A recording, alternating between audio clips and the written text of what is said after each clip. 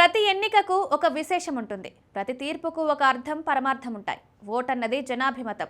జనాలు ఏం ఆలోచిస్తున్నారు, ఏమనుకుంటున్నారు అన్నది ఎప్పటికప్పుడు ఎన్నికల ద్వారా తెలుస్తుంది. అందువల్లనే ఎన్నికలంటేనే ఎప్పుడు ఉత్కంఠ ఉంటుంది. అది చిన్న ఎన్నిక లేక పెద్ద ఎన్నిక అన్నది ఇక్కడ ప్రధానం కానే కాదు. కీలక నేతల నియోజకవర్గాలలో ఒక వార్డుకు ఎన్నిక జరిగినా స్టేట్ మొత్తం రీసౌండ్ చేస్తుంది. ఇప్పుడు అలాంటి సందర్భమే వచ్చింది. కడప జిల్లాలో పులివెందుల అడ్డా అంటే వైఎస్ఆర్ ఫ్యామిలీదే అని చెప్తారు. కళ్ళు మూసుకుని మరీ ఆ మాటే 10 సార్లు అంటారు. అంతలా ఆ ప్రాంతం వైఎస్ఆర్ ఫ్యామిలీకి కట్టుబడిపోయింది. పులివెందుల సామాన్యమైనది కాదు కదా. అక్కడ ఓటుతో ఇద్దరిని ఏపీకి సీఎంలుగా చేసింది. అంతలా ప్రభావం చూపించిన ఓటు అక్కడుంది. పైగా వైఎస్ఆర్ ఫ్యామిలీకి దశాబ్దాల అనుబంధం ఉన్న చోటు అది. పులివెందుల జడ్పీటీసీకి ఉప ఎన్నిక అన్నది ఇప్పుడు రాష్ట్ర వ్యాప్తంగా చర్చనీయాంశమవుతోంది. అక్కడ కటాకటీగా ఉన్నవి 10,000 ఓట్లు మాత్రమే. కానీ ఏపీ మొత్తానికి ఈ ఎన్నిక ఆసక్తి రేకిస్తోంది. అంటే పులివెందుల ఉన్నది మాజీ సీఎం జగన్ ఇలాకాలో. ఆయన సొంత నియోజకవర్గంలో జరుగుతున్న ఒక ఎన్నిక అది. దాంతోనే రాజకీయ ప్రాముఖ్యత పెరిగిపోయింది. ఇక్కడ గెలుపు అన్నది అటు అధికార కూటమికి, ఇటు వైసీపీకి కూడా అత్యంత ప్రతిష్టాత్మకంగా మారుతోంది. పులివెందుల అడ్డా అని జగన్ చెప్పుకున్న చోట ఉప ఎన్నిక జరుగుతోంది. ఈసారి విజయం టీడీపీ కూటమికే దక్కుతుందని హోంమంత్రి అనిత అంటున్నారు.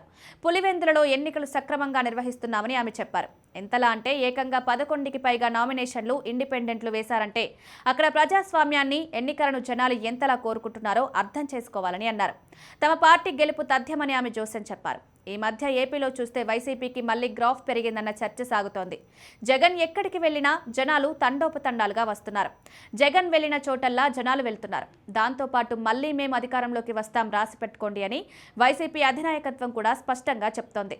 దీంతో వైసీపీ వర్సెస్ కూటమి అన్నట్లుగా పొలిటికల్ వార్ సాగుతోంది. ఈ క్రమంలోనే పులివెందుల ఉప ఎన్నిక అంది వచ్చిన అవకాశంగా కూటమికొచ్చింది.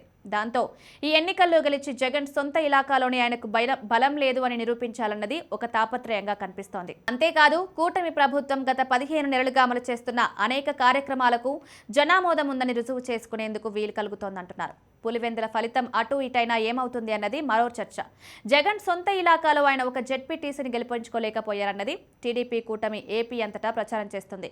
ఉన్న చోటనే బలం లేదని కూడా గట్టిగా చెప్తుంది. తాము పులివెందులను కూడా గెలిచామని, ఇక 2029లో జగన్ ఓటమి ఖాయమని కూడా అంటుంది. అయితే కుప్పం విషయంలో వైసీపీ ఇదే విధంగా ప్రచారం చేస్తుంది. కుప్పం మండల మున్సిపాలిటీలను గెలుచుకుంది. కానీ చివరికి జరిగిందేంటి? తిరిగి 2024 ఎన్నికల నాటికి అంతకు మూడింతలు భారీ మెజారిటీతో చంద్రబాబు కుప్పం నుంచి 8వ సారి గెలిచి సత్తా చాటారు.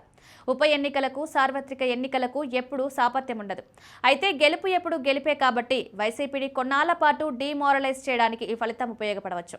ఒకవేళ వైసీపీయే గెలిచినట్లయితే మా బలం మాకుందని గట్టిగా చెప్పుకోవచ్చు. అంతకుమించి ఏమీ ఉండదని అంటున్నారు.